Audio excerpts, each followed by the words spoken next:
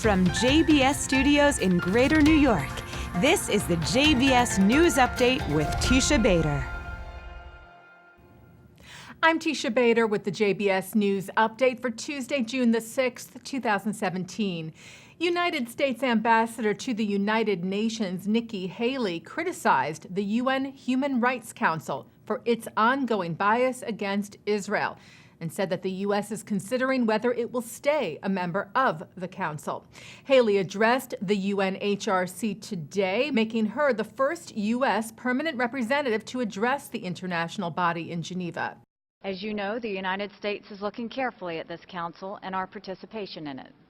We see some areas for significant strengthening, and later today I will be speaking at the Geneva Graduate Institute and proposing ideas to make the Human Rights Council more effective, more accountable, and more responsive. Finally, it's hard to accept that this council has never considered a resolution on Venezuela, and yet it adopted 5 biased resolutions in March against a single country, Israel. It is essential that this council address its chronic anti-Israel bias if it is to have any credibility. Haley's next stop after Geneva is Israel. She arrives in Tel Aviv tomorrow for meetings with Israeli Prime Minister Benjamin Netanyahu, President Reuven Rivlin, as well as with senior Palestinian officials.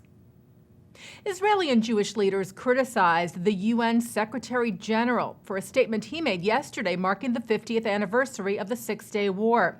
Antonio Guterres issued a statement condemning Israel's, quote, occupation and the displacement of Palestinians from the 1967 war.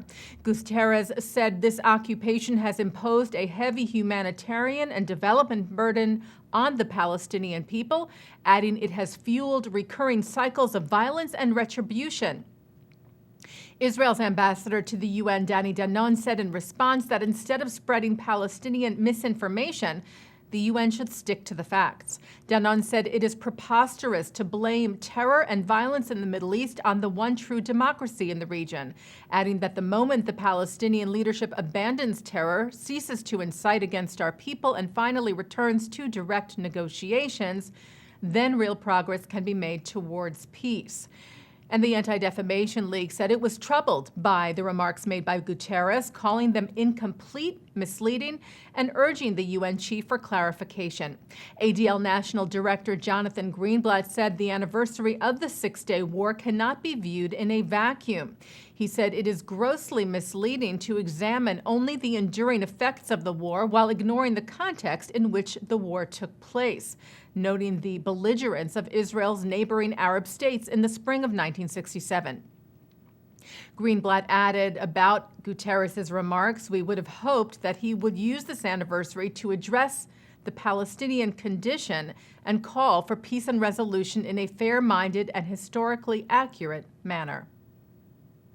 The U.S. Senate unanimously passed a resolution yesterday that commemorates the 50th anniversary of the reunification of Jerusalem from the Six-Day War. Lawmakers voted 90-0 to pass the bill, which was co-sponsored by 17 senators, including Majority Leader Mitch McConnell and Minority Leader Chuck Schumer. It states that Jerusalem should remain the undivided capital of Israel in which the rights of every ethnic and religious group are protected, adding that Jerusalem is a holy city and the home for people of the Jewish, Muslim, and Christian faiths. The bill also advocates for a two-state solution between Israel and the Palestinians based on direct negotiations between the parties. The American Jewish Committee presented its Moral Courage Award to a retired U.S. Marine Corps lieutenant for his rescue efforts during the 1992 bombing of the Israeli embassy in Buenos Aires, Argentina. B.G. Willison, at great risk to his own life, ran to the scene of the bombing to help the injured.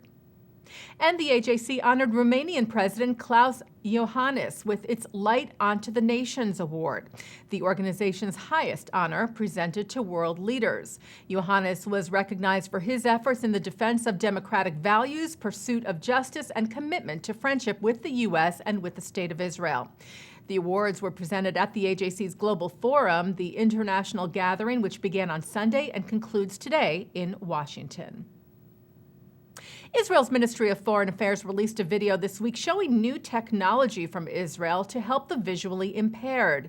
The My Eye device by Israeli company Orcam is a small camera that attaches to glasses and reads texts and identifies things and people using groundbreaking technology.